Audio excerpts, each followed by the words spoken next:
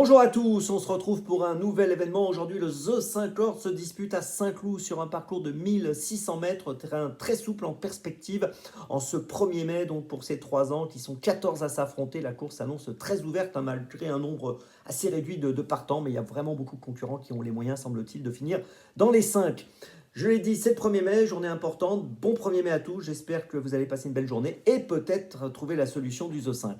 Avant de démarrer, je voulais aussi vous dire un petit mot sur le deuxième défi du jeu parrainé, la Future Track de Tony Parker. Le deuxième défi est lancé. Je vous rappelle qu'il faut trouver 3 The 5 dans le désordre pour être qualifié sur un délai assez court. Donc voilà, soyez dans le jeu, essayez de trouver la solution. N'oubliez pas, si vous voulez des infos sur ce deuxième défi, vous allez sur theturf.fr dans l'onglet promotion et vous saurez tout. Et puis en tout cas, voilà, tentez l'aventure parce que ça peut être génial si vous êtes parmi les parrains ou les marraines de la Future Track de Tony Parker. Vous allez pouvoir vivre toutes les émotions de l'évolution de cette pouliche au plus près avec Tony. Ça peut être vraiment très très chouette. Donc allez-y, bonne chance à tous. J'espère que vous allez réussir ce deuxième défi.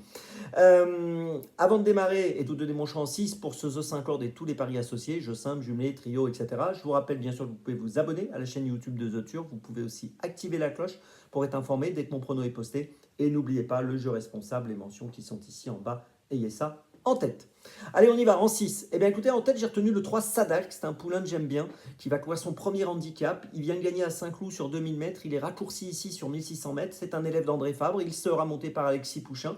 André Fabre fait le choix non seulement de le présenter pour la première fois dans un handicap, mais en même temps de le raccourcir. C'est un poulain qui est en progrès et je le vois bien confirmer sa dernière victoire, encore une fois aujourd'hui. Je lui fais confiance. Il vient de gagner à Saint-Cloud en plus, ce qui est quand même plutôt positif. Il apprécie la piste. On y va, on le met en tête. En deuxième position, j'ai retenu le numéro 5, Georgeville. Alors, il avait gagné à Deauville l'année dernière pour sa première course, le 15 novembre 2023. Course dans laquelle, d'ailleurs, c'est amusant, il y avait Sadak qui avait fini 9e pour ses premiers pas. Il y avait également Hamless Knight, dont on va parler après, qui avait terminé 5e. Donc ensuite, il a été absent. Il vient de courir 2 fois en 2024. Tout d'abord le 11 mars, 4e au Mans, puis le 26 mars, 4e à Saint-Cloud.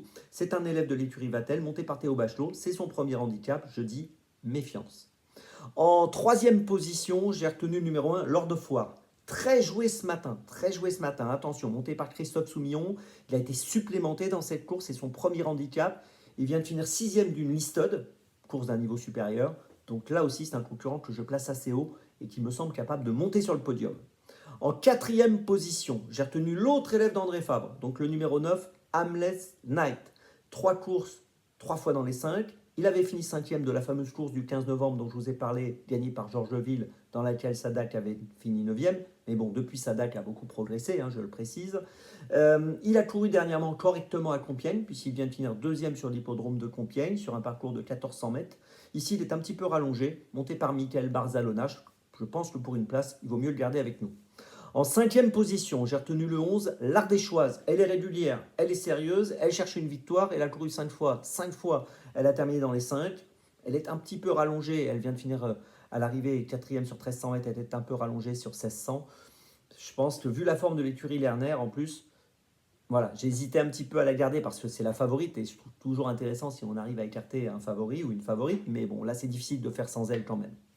En 6e position, enfin, j'ai placé Zikova, le numéro 10, qui a gagné à Deauville au mois de janvier sur 1900 mètres PSF, qui vient de finir 5e à Saint-Cloud le 12 mars sur 2100 mètres, qui raccourcit sur 1600 mètres.